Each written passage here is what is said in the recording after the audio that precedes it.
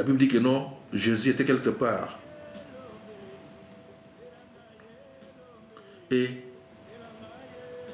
les gens qui les ont vus, ils ont transmis les messages partout pour qu'on ramène les malades. Et lorsque les malades sont venus, les malades demandaient seulement qu'on puisse toucher les vêtements de Jésus. C'est là maintenant qu'il faut réfléchir en tant qu'un enfant de Dieu. Il y avait quoi dans ces vêtements? Il y avait quoi dans les mouchoirs de Paul? Il y avait quoi dans l'ombre de Pierre? Et maintenant, moi, je suis qui? C'est là. Donc c'est de toi maintenant. Maintenant, c'est ton tour. C'est ton tour. C'est toi qui sers Dieu maintenant.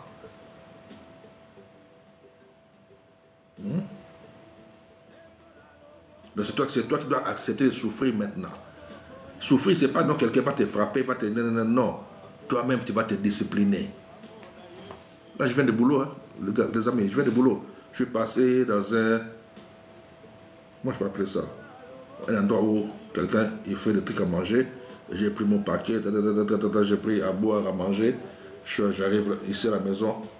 Je dis, hein, si je commence à ouvrir ces paquets-là, je vais manger puis dormir. Je dis, non, non, j'ouvre d'abord les appareils, parle avec vous. C'est ça, discipline. Je dis, ça va, je vais même parler un peu parce que j'avais sorti quelques messages hier que non, je vais faire chaque jour à 20h.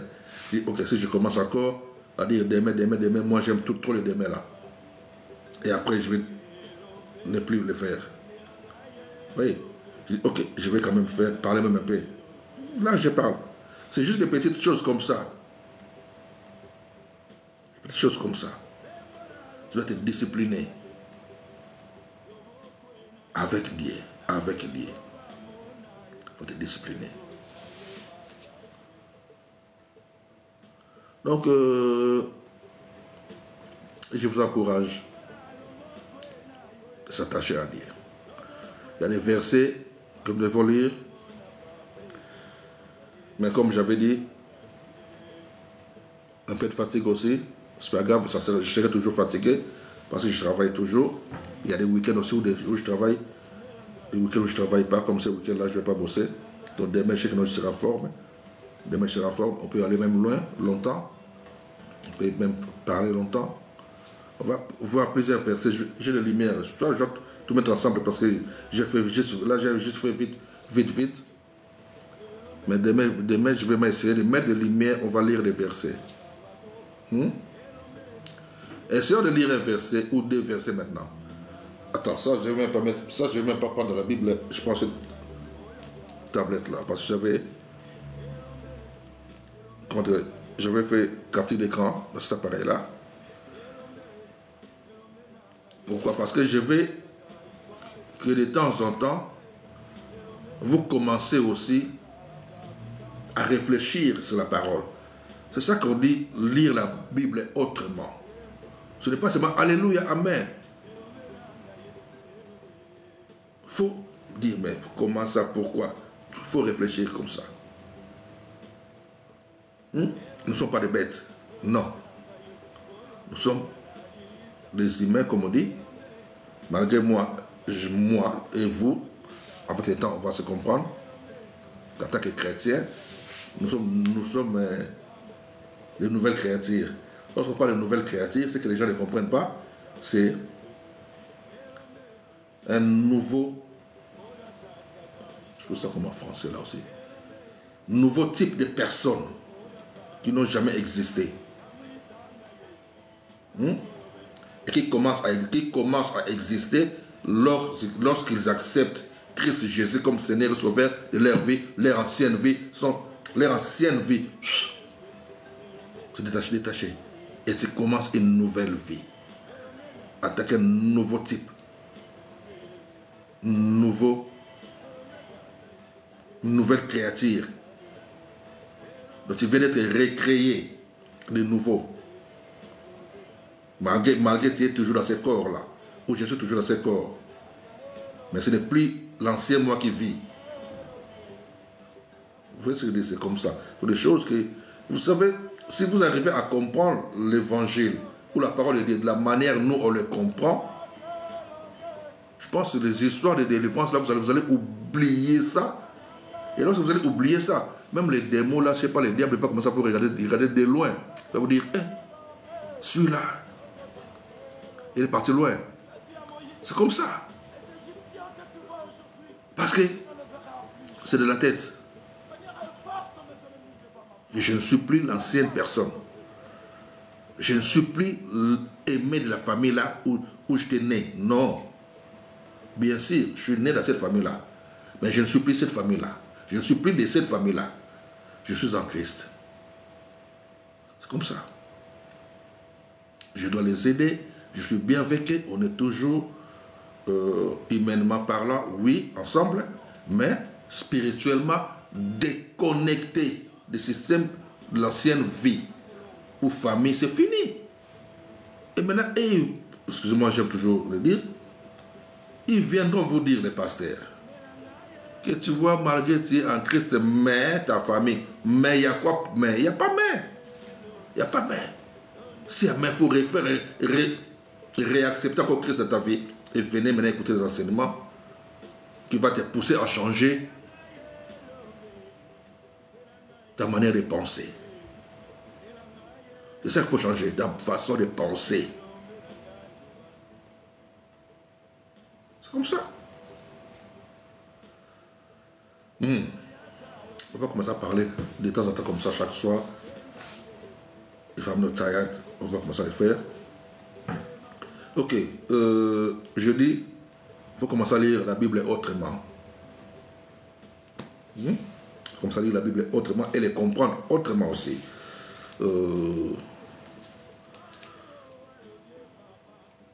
Actes des apôtres. Actes des apôtres, chapitre 12.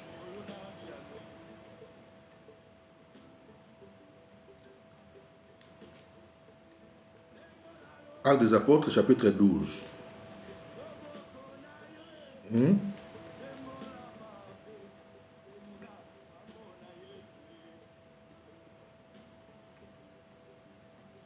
Ok, je lis la parole de Dieu. Le livre des Actes des apôtres, chapitre 12, je prends les 2 premiers versets ou 3 même. Vers les mêmes temps, le roi Hérode se mit à maltraiter quelques membres de l'Église et il fit mourir par l'épée Jacques, frère de Jean. Voyant que cela était agréable aux Juifs, il fit encore arrêter Pierre. C'était pendant les jours des pains sans levain. Je peux le relire encore si possible. Actes des apôtres, chapitre 12, verset 1er. Vers le même temps, le roi Hérode se mit à maltraiter quelques membres de l'Église. Et il fit mourir par l'épée Jacques, frère de Jean. Voyant que cela était agréable aux Juifs, il fit encore arrêter Pierre. C'était pendant les jours des pains sans levain. Lorsque tu lis la parole de Dieu comme ça, il faut commencer à chercher les choses petit à petit.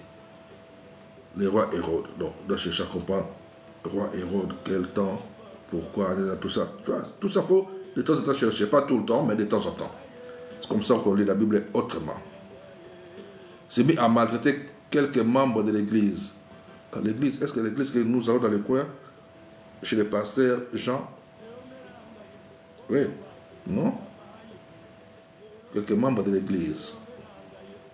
Quelle église? Donc, par là maintenant, tu vois, quand tu te poses des questions, la Bible dit que lorsque le Saint-Esprit vient dans ta vie, il est là pour t'enseigner toutes choses. Et il t'enseignera toutes choses. Mais avec le temps. Petit à petit. Si tu veux commencer à comprendre les choses, c'est pour cela aussi que nous, les êtres célestes qu'on appelle les anges, sont là, ils travaillent avec nous, ils sont nos compagnons de service et ils nous aident aussi. Parce qu'ils sont, comme moi j'aime toujours dire, ils sont une partie de Dieu qui se déplace. Ils sont une partie de Dieu qui se déplace. Donc le Saint-Esprit est là pour t'enseigner toutes choses. Ok.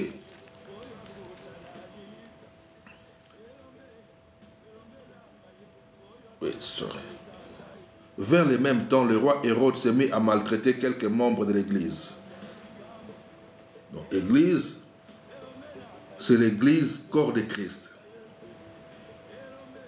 Donc, moi, je fais partie de l'Église. Toi, tu fais partie de l'Église. Mais dans les temps anciens, c'est pas comme aujourd'hui, il y a des milliards d'habitants dans le monde, dans la planète. Dans ce temps-là, il n'y en avait pas beaucoup comme aujourd'hui. Donc, lorsqu'on parle de l'Église, c'était un groupe de gens comme des adeptes, des disciples de Jésus. Vous voyez? Et ils se réunissaient en cachette, de gauche à droite. Parce qu'ils étaient maltraités. On les tuait. Pourquoi? Parce qu'il y a eu beaucoup de groupes qui sont sortis avant Jésus. Il y a eu beaucoup de groupes comme ça, qui sont sortis avant Jésus. Il y en a ceux qui ont marché et après, comme on dit, il y a les Sadducéens, les pharisiens, tout ça, vous voyez.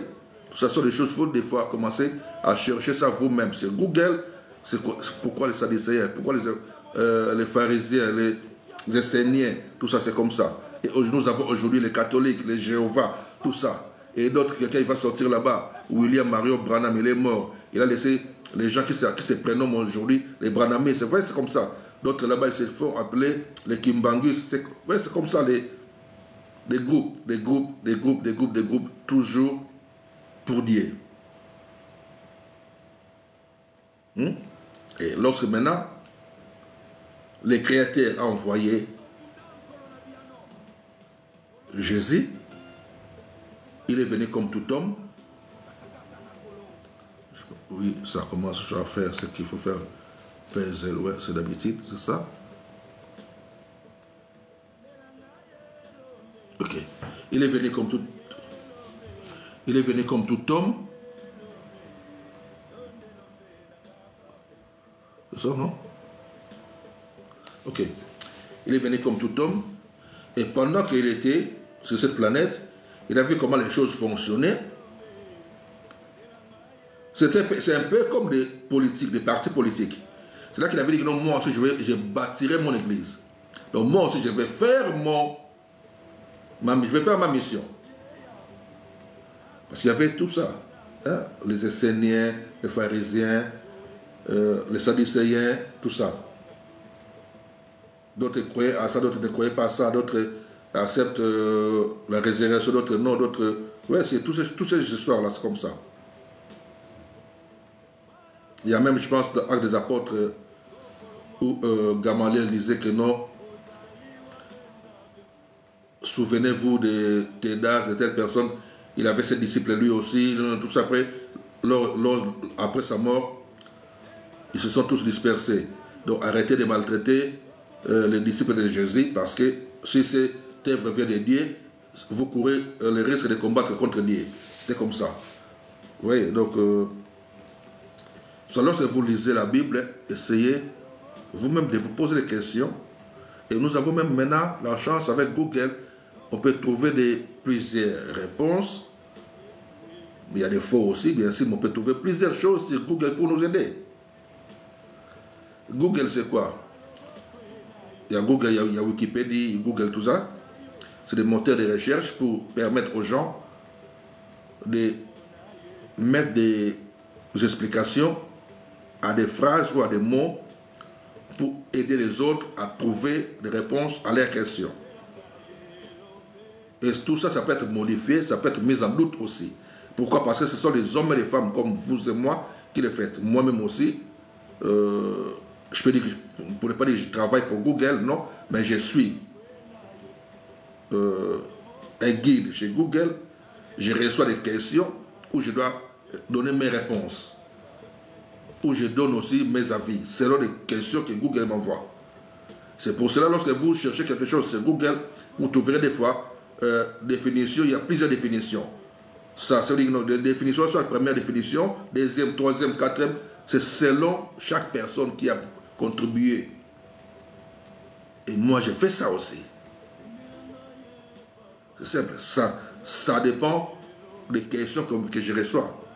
Ce que je peux, je réponds. Donc c'est comme ça. Donc vous pouvez aussi le faire. Il faut juste avoir un compte Google et travailler trop avec eux aussi. C'est un peu comme ça. Et toi-même aussi, des fois, quand tu te déplaces aussi, ils peuvent aussi des fois te demander de t'envoyer des questions sur les lieux où tu te déplaces pour permettre aux autres d'aller là-bas, là où toi tu étais. Oui, tout ça. Donc on fait tout ça quoi, avec Google. Ok, bref.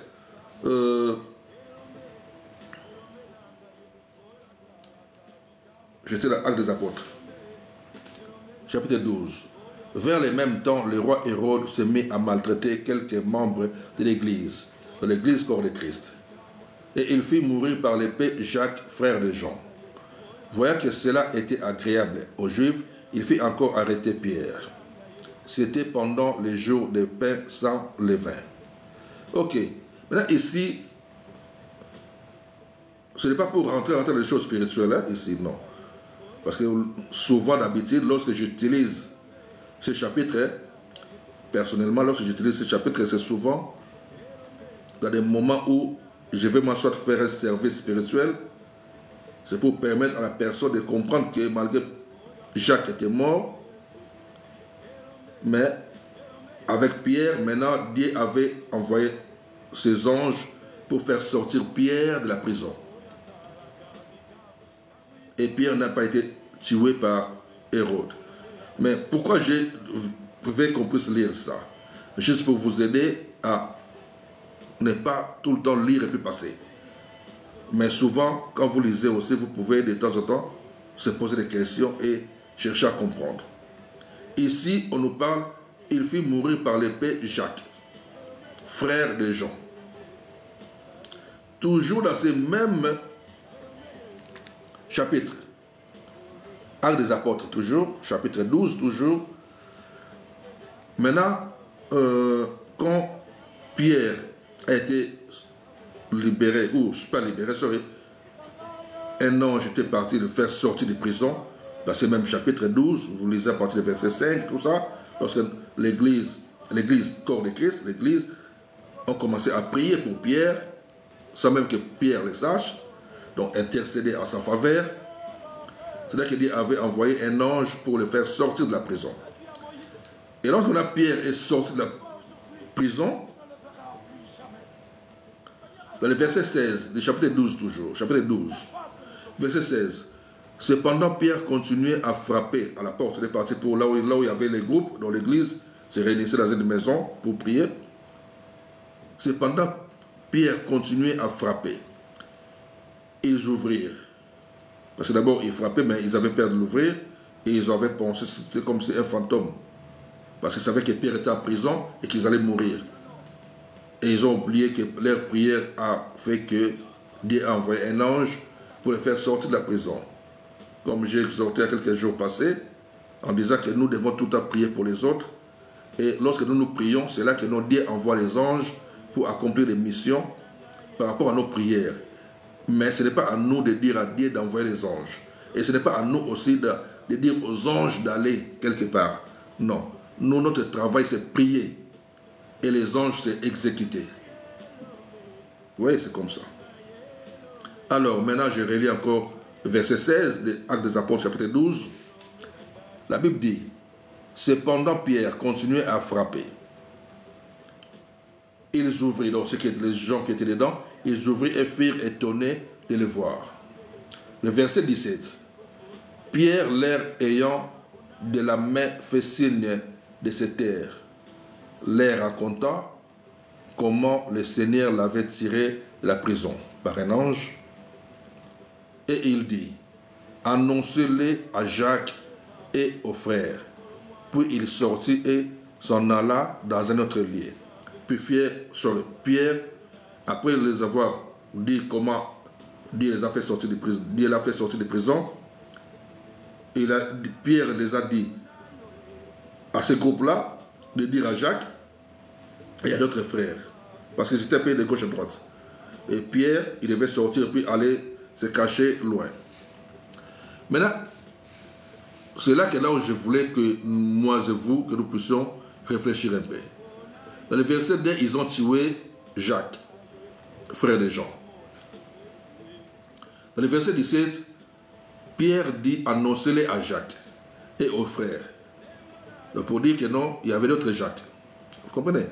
Alors maintenant, tout ça pour comprendre, vous devez tout le temps pousser vos pensées, vos réflexions. Comment vous lisez la Bible? Sinon, si vous ne poussez pas, vous ne cherchez pas à comprendre, vous allez dire que non, c'est une erreur. Comment Jacques est déjà mort dans le verset 2, et même Jacques, Pierre dit encore, allez dire à Jacques. Oui. Non, c'est simplement, vous pouvez être chez vous, dans votre assemblée locale, là vous priez, dans votre église. Vous pouvez avoir pasteur Jacques, vous pouvez avoir aussi les frères Jacques. Donc il y a plusieurs Jacques dans la même église. Donc c'est un peu ça, vous comprenez? Et comme j'avais voulu vraiment mieux comprendre ça, et je veux que ce soit pour vous aussi, j'avais tapé maintenant sur Wikipédia, ou Google, on peut dire, pour essayer un peu de voir sur Jacques. Alors, qu'est-ce que j'avais trouvé?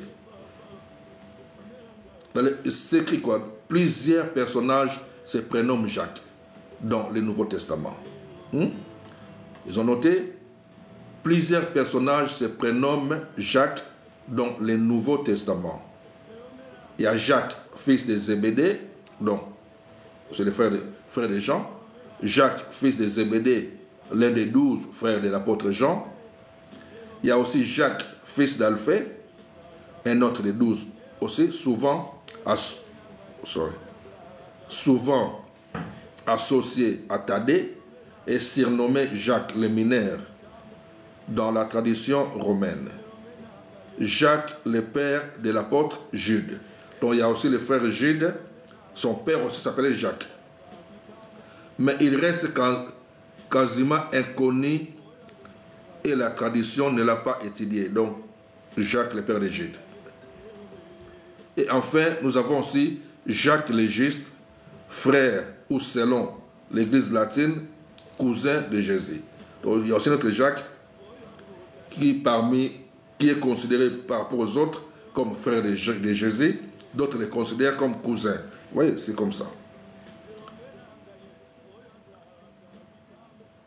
Qui joue le rôle de Jésus, qui joue le rôle majeur dans l'église de Jérusalem. Il convient d'ajouter, suivez-moi bien, il convient d'ajouter les rédacteurs de l'épître de Jacques, qui semblent ne pas correspondre aux personnes précédentes. Ce serait plutôt un chrétien cultivé d'origine païenne de la 2e ou de la 3e génération chrétienne. Lorsqu'on dit païenne, ça veut dire nous. Lorsqu'on dit chrétien d'origine païenne, donc nous. Donc qui sont hors des juifs, qui ne sont pas des juifs. Vous êtes chrétien, mais vous n'êtes pas des juifs. Donc vous considérez comme des païens. Et maintenant, les Jacques, donc là, selon l'explication là, les Jacques qui a écrit le livre de Jacques, c'est un frère de la 3e génération chrétienne, donc des générations d'après, comme nous, on est aujourd'hui, 15e génération DSLC, ou ceux qui font des recherches plus avancées, ils peuvent les savoir aussi. Donc, ils ont dit, il est de la 3e génération chrétienne, puisque les tests semblent dater de la fin du 1er siècle ou du 1er tiers du 2e siècle. Donc c'est ça. Donc bref, j'aimerais bien que vous ayez l'habitude de ne pas seulement lire la Bible comme ça et dites amen, amen, non. Il faut étudier la parole. Plus que vous cherchez à mieux comprendre, c'est là que l'Esprit vous aidera à comprendre aussi. Donc vous devez avoir les désirs l'envie de mieux comprendre la parole, spirituellement aussi. Ok les amis, God bless you all. Donc je pense que pour aujourd'hui ça va. On va lire encore d'autres versets demain. Donc on a lu 1 Jean chapitre 5 verset 11 à 13. Que nous avons la vie éternelle par Christ Jésus. Et nous sommes les co-héritiers.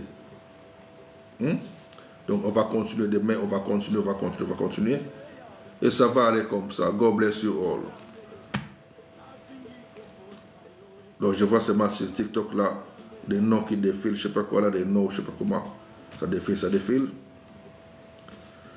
Et Facebook, je vois, il y a rien qui bouge. YouTube, il n'y a rien qui bouge.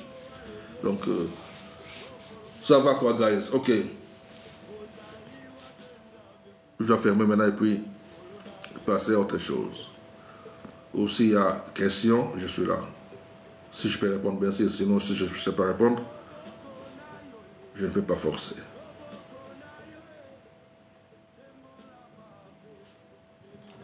Aïe, ok.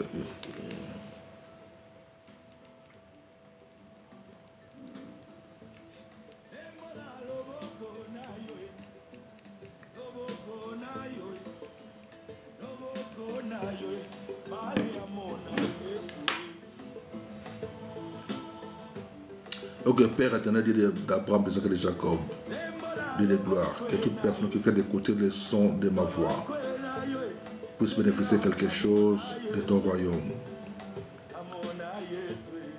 Que son corps devienne le temple de ton esprit. Que la personne qui a écouté le son de ma voix puisse recevoir la visite des êtres célestes et qu'ils puissent devenir leurs compagnons de service pour ton royaume. Que ta parole puisse prendre place dans son cœur et qu'il puisse se familiariser avec ta parole et de les comprendre autrement pour ta gloire. Au nom de Jésus-Christ. Amen. Okay guys, love you all.